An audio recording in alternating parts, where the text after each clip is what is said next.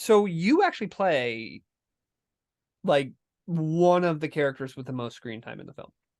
Yeah, I would say behind Sam and Felicia, I probably get the third most amount of screen time. The good Mhm. news, though, is I'm also the most affordable.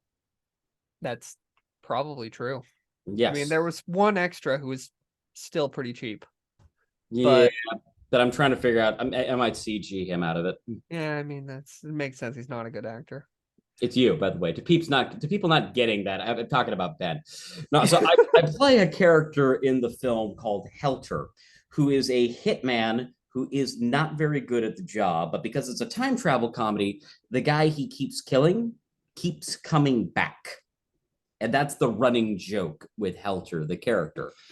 Um, I would like to say that me casting myself was not pure vanity and certainly not a casting couch decision, but I can't really commit to either of those. I had a lot of actually really wonderful actors who auditioned for the role, and I did spend a lot of time hemming and hawing, but I kind of ultimately settled in on this just being a character that I wanted to play and felt confident that there was a way that I was not seeing from the folks auditioning for it that I could do well. And to my great relief, my character actually reviewed extremely strongly when we did our test screening. So that seems to be how it turned out. But it was really kind of born of just the sort of selfish and unselfish reason. The selfish being, I just want this. And the unselfish being legitimately, I wasn't seeing what I was looking for at the auditions. Now, anybody who's ever acted can tell you that that can be a tricky game of ego to play with yourself because there's a fine line between, well, I haven't seen this particular performance quality versus I haven't seen this particular performance quality but with my face attached to it. It's the my face not being attached to it is the part that I don't like, and it's very hard to be objective in those circumstances. So the best I can do is be aware of my own hypocrisy and hope that the character still works, and I think he does. And it was a lot of fun playing him. And it meant that, hey, I have screen time now with Felicia Day, Sam Dunning, and Danny Trejo. Yeah, that is true. So that was Um, fun. there's one thing that keeps kind of coming back in this podcast, and the way I would summarize it is navigating the very, very fine line between arrogance and confidence. You've always struck me as more of a confident guy, a confident man, I suppose. No, kidding. We've dealt with those enough. Do you have any tips on Yeah, just how? absolutely. And the first tip is specific to directors and producers, not to actors. You are not the star of the show.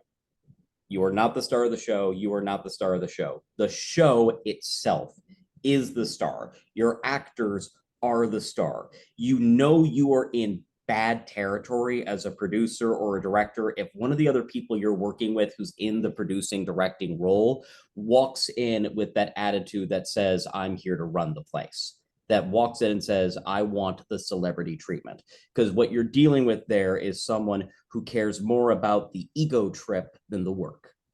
So you always know when you're going to be in bad water with that. And I have been very lucky that I have not had to deal with that too much personally in recent years. As far as in your own behavior, how to be confident without being arrogant, I think it goes back to kind of the golden rule of the human condition. Don't be an asshole. Just no matter what you're doing in life, no matter what your role is, don't be an asshole. Just don't be an asshole about it. Whatever you believe, that's fine. Just don't be an asshole about it. It is incredibly simple. You can be as confident as you want, but what makes someone arrogant instead of confident is if they feel the need to be an asshole about their confidence. If I'm directing on set and I disagree with someone, at the end of the day, I'm going to get my way because it's quite literally my job. I'm going to get my way. It's in the job description. Mhm. Now, I can either lord this over the person around me. I can make fun of them. I can dismiss them, or I can take the time to legitimately hear them out, make sure they know that I understand what they're arguing with me, which is important because, what if I'm wrong? You should always take the time to understand because even if you're right, your work is going to be better for having taken the time to understand. So that when that person's bringing up the thing they think is wrong with my scene, I can be going, okay, I understand why you feel that way, because in the context of what you're looking with right now, you are absolutely right. But because we have this scene, this scene, and this scene, which we haven't done yet, or we haven't edited it with, it's actually going to work fine. But it's going to make my film better now because I have had to take the time to realize how much this thing depends on this scene, this scene, and this scene. And that's going to help me a lot when I get into editing. And it also makes sure your crew and everyone you work with knows they are valued. There's the thing I joke at the beginning of every set shoot that I do, or at least I think people think it's a joke, but I'm actually dead serious about it. No matter who you are on set, if you have a good idea, tell me about it. Never, ever be ashamed to come to me about that. Don't go to other people about that, because an actor doesn't want a PA giving them notes. That would be inappropriate. But even as a PA, if something's occurring to you, you can tell me. And I will always take the time to listen, because at the end of the day, if they're right and the idea they have is really good, I get the credit. I mean, why wouldn't I want to put that note in? But it's just, yeah, I think, and it really does come back to the very non-rocket science position of don't be an asshole.